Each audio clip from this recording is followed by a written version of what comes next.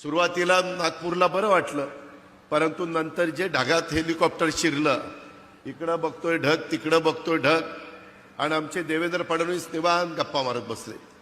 म्हणलं बघा जरा बाहेर काही दिसत नाही, कुठं झाड दिसेना, कुठं काही दिसेना, जमीन दिसेना, आपण ढगात चाललोय, कुठं चाललोय, काय चाललोय. म्हणले काही काळजी करू नका.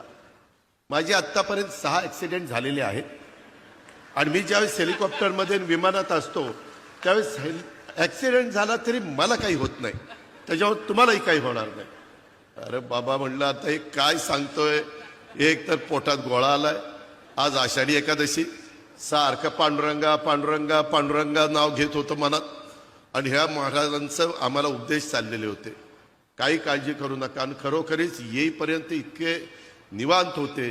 ते म्हणले मला ह्याचा अनुभव आहे, माझे अनेक ॲक्सिडेंट झालेले आहेत, परंतु माझ्या कुठं नखाला देखील धक्का लागला नाही.